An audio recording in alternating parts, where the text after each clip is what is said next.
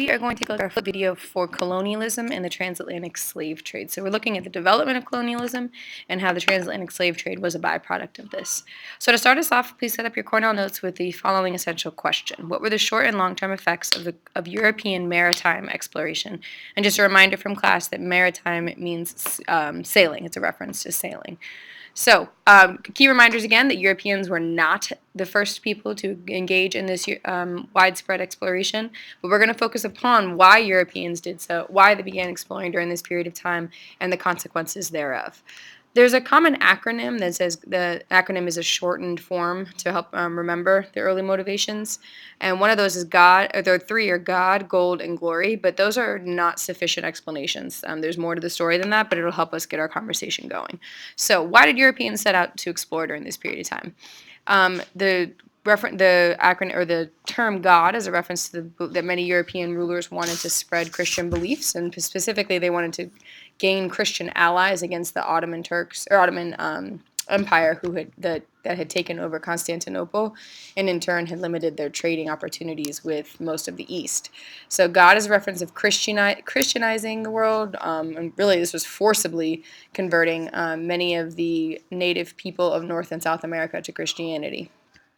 European rulers also needed gold. The Asian markets, China, mostly China, but India as well, were interested specifically in gold. Europe didn't have a whole lot else of value to offer the European trading partners. So Europeans did not have a large source of gold naturally that existed in their empires. So they sought new empires. They sought to take over new territory and find new gold. Glory was the idea that many of these the maritime sailors, they were attracted to the idea that the high seas were a dangerous place and that there was so many unknown things. For example, people believed at this time that South American waters were not South American, but Southern Hemisphere. Their waters were so hot that they would boil. They were boiling water and you could die from it. People thought you could get lost at sea on the horizons. So a lot of different misconceptions about the European world view of the world at this time. So as I mentioned, those are not sufficient explanations for the beginning of European exploration. Some other things that the urban life, so people living in cities, and a general improved sense of or improved education systems also generated some of this exploration. Trade had been restored. Throughout medieval Europe, there was very little, not none, but little trading, and a lot of these trade routes had been restored. Another thing is that rulers in Europe had these unique relationships with business people. So there was a real strong alignment between merchants and rulers. So the rulers themselves had strong economic, they had a lot to gain economically, personally, and for the empire itself through these exploration opportunities. And lastly, this is the connection to the Renaissance there, is that there's a growing just general intellectual curiosity about the world as a byproduct of the Renaissance and the rise of humanism and secularism. Now, let me expand this a little bit. You can go ahead you can see this better. My apologies for that. You can pause the video here because these are the names of some of the key explorers and what they are most known for. These are very commonly referenced in pop culture and just sort of general life. So I want to make sure you actually are familiar with what each one of these individuals did, and some of whom you already should know from our discussions about the Aztecs and the Inca. But go ahead and pause the video and you can set up the same notes, the same chart in your own notes about who these people were and what they were most known for. You do notice when I wrote here Amerigo Vespucci as the early explorer of America, when I say hence the name, I'm saying in reference to the United States of America. That's the Amerigo Vespucci is for whom we are named. And Christopher Columbus is also the name that should be familiar to you, as that is the origin of the District of Columbia. So pause for a minute, and when you're ready, join us again. I'm going to continue here with the short and long-term effects of the maritime exploration. Another person that is important to know, who he himself was not an explorer, but he is named Prince Henry the Navigator of Portugal, because he pretty much dedicated his life to expanding navigation opportunities around the globe. Prince Henry wanted to expand Christianity. He was very interested in gaining those Muslims, the Muslim Ottoman Empire. He wanted allies against them, and he wanted to regain control of the sea to trade. So he would have trade with the East again. So he invested a lot of money in schools of navigation. He invested a lot of money in the different opportunities, technological opportunities. So, for example, some of the effects of Prince Henry's investments, where the Portuguese had a lot of improved technology. You notice I didn't say they invented this technology; they improved upon it. So first of all, they had access to an improved compass, the magnetic compass that came originally out of China, which we already knew. That gave a better sense of direction, and of course that's critical if you're a sailor to have a better sense of direction of where you're going. The astrolabe, which was a product of the Greek Empire and the Arab world, the Muslim scholars that we've long since discussed. This enabled explorers to determine their position at night using the stars. So between the compass and the astrolabe, we have significantly better direction, and in turn, better map making, and on the whole, just generally knowing where you are when you're at sea. And then lastly is the development of the caravel. So the caravel, we talked about the Chinese junks in class, which were the ship that the Chinese used to explore in greater distances. The caravel was a small and highly maneuverable ship. The 3 sails you see there allowed for very tight and controlled navigation. That could be other sails could be added for strong and heavy winds. This allowed explorers to go through more shallow water and generally to be again more just tightly aligned in their navigation. Something to note that Portugal and Spain were some of the earliest empires and countries to engage in large-scale exploration. But the competition between the two empires actually led to a problem between the two that was solved by the Pope. So reflective of the fact that the Catholic Church is still exerting tremendous influence at this time. And the imaginary line that was created is shown on the top map on the left. It was called the Treaty of Tordesillas. There we go. And the Treaty of Tordesillas said that Tordesillas. Good thing I'm not a Spanish teacher. Tordesillas. So the Treaty of Tordesillas drew this imaginary line that said all territories claimed west of the line, as you see in the purple up there, would be Spanish claims. Now that makes sense when you understand why Latin America primarily speaks Spanish.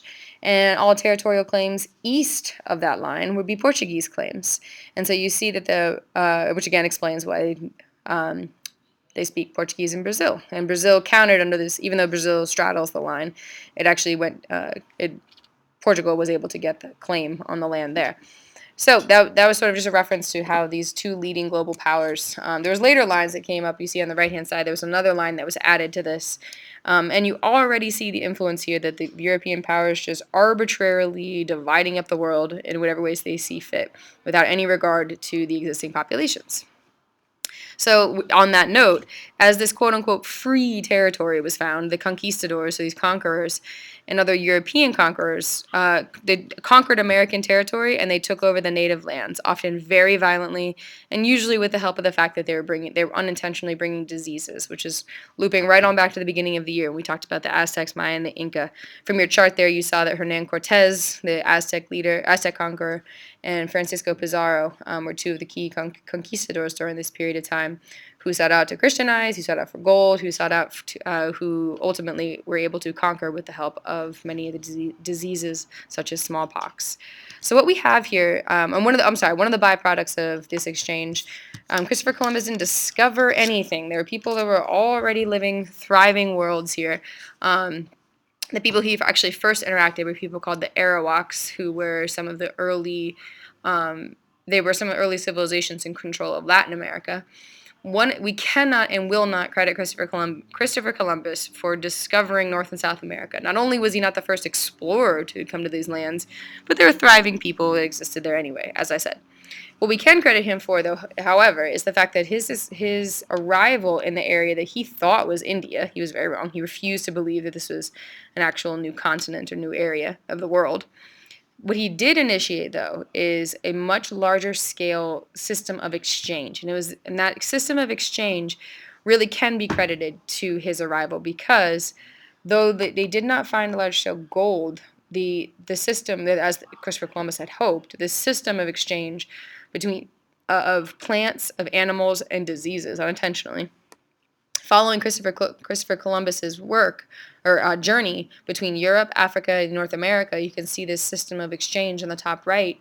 That permanently changed the world because it really not only, we're talking just food, and from a food perspective, this is an enormous influx of previously unknown foods and goods.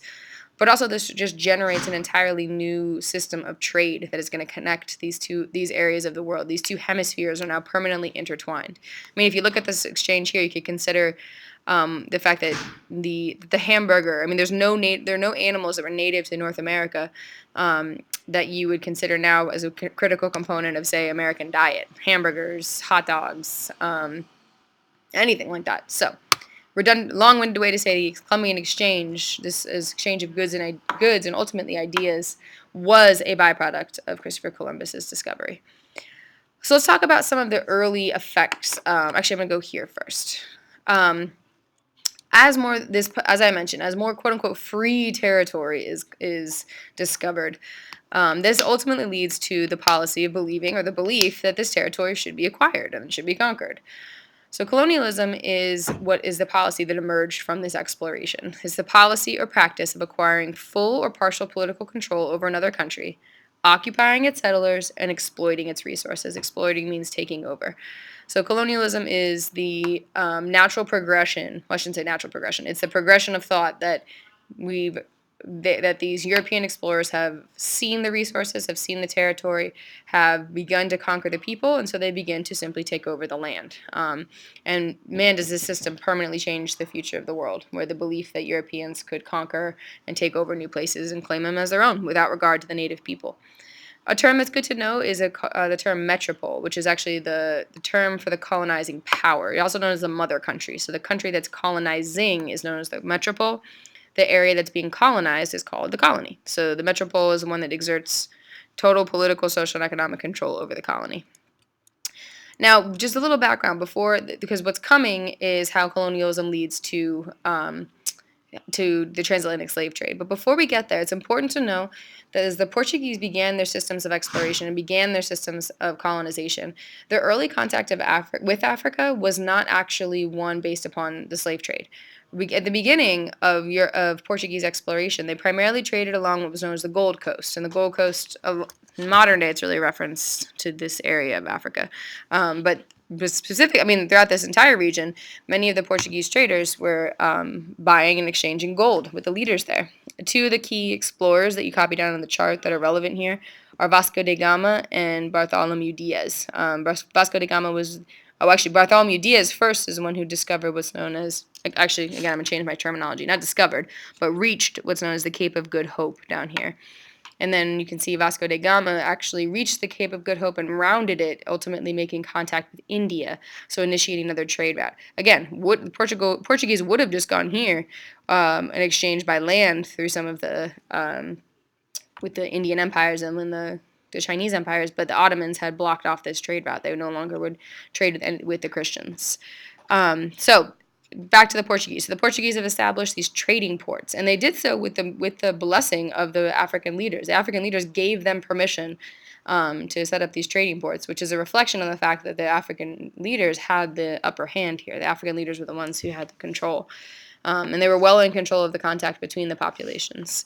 This will change, though. This will change. And it changed because of the belief, or the fact that colonialism necessitated labor. That as soon as the colonial powers established control, they turned first to actually, I was having to take this out. Colonialism, first, they needed labor, so they first turned to the native people, to the indigenous people.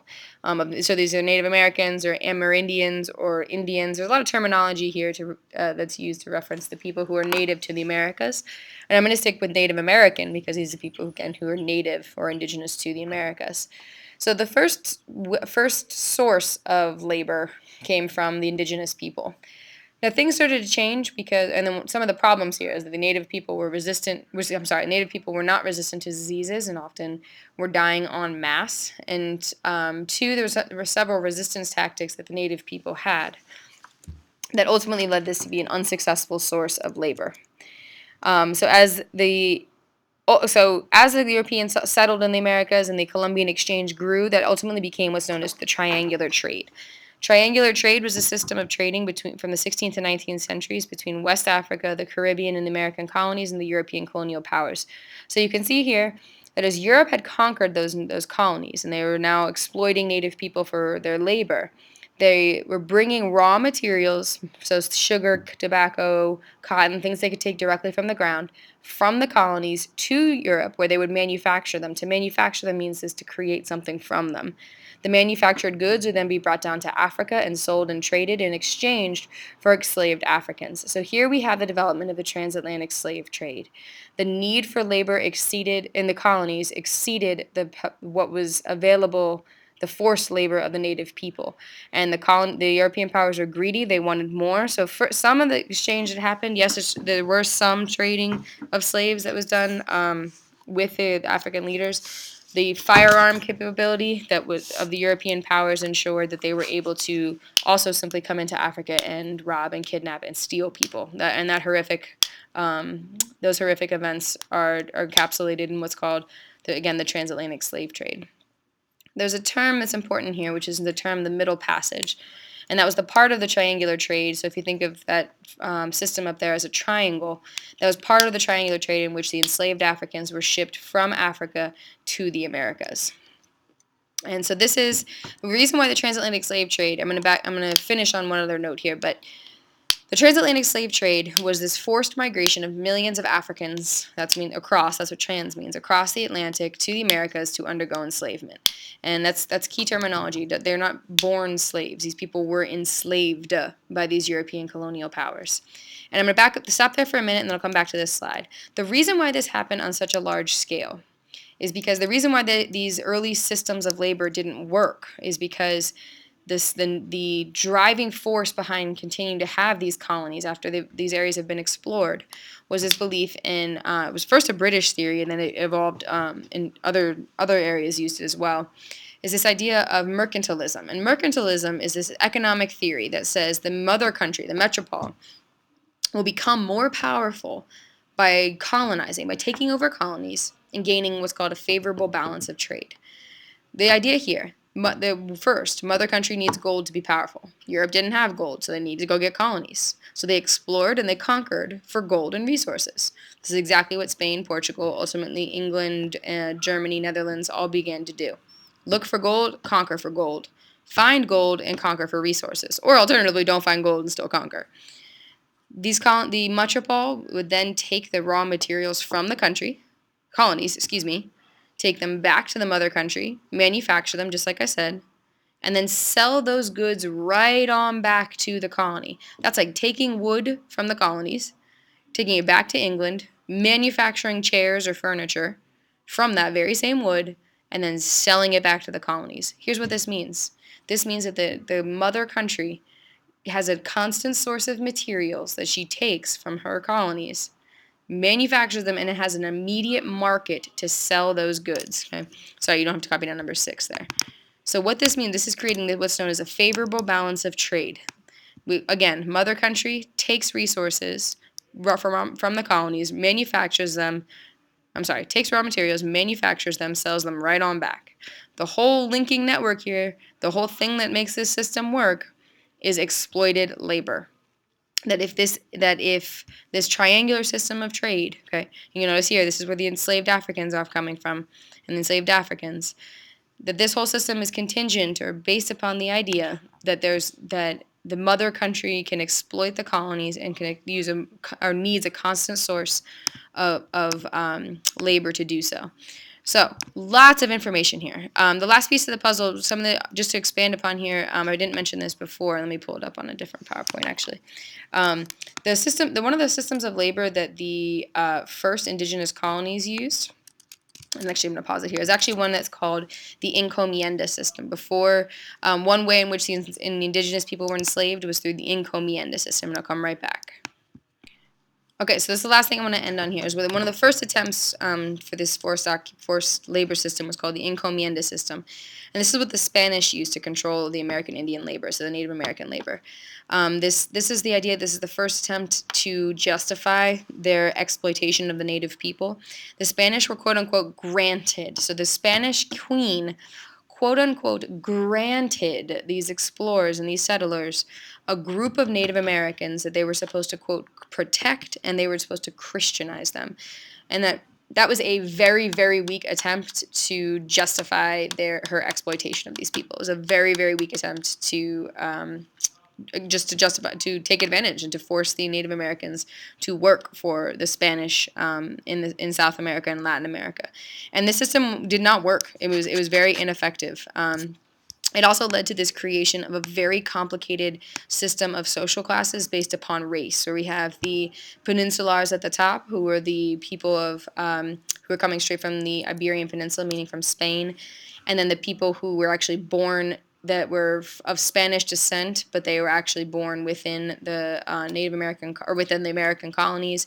Then you see they got mestizos who were Caucasian and Native American, mulattoes who were Caucasian and African, then African slaves, the Native American Indians. And you can see this complicated racial system that was emerging in the colonies, and that's going to play a big role in the revolutions that we're going to study coming up here. So the encomienda system was the initial attempt for enslaved to take advantage of Native people for their labor. Then as this triangular trade system emerges, as mercantilism becomes in full swing, where the mother countries are fully exploiting the labor, then we have what's called the transatlantic slave trade. And the reason why this system was so unique and why, we mentioned this already, that slavery has existed in every human civilization, for virtually every human civilization, or some form of slavery in every civilization that we have studied. The reason why this is unique is because of the scale. So this is an enormous, enormous scale of enslavement.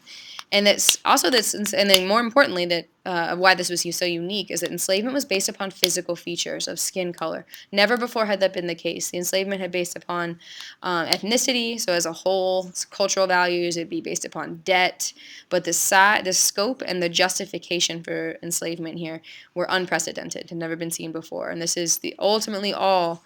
Back to our root question, these are all the long-term implications of this European maritime exploration. So, what I need you to do after you got those notes taken care of, this is your single analysis question, so take off that S on questions. I'd like you to summarize the key motivations and the most significant consequences of European exploration. That's it. Thanks, guys.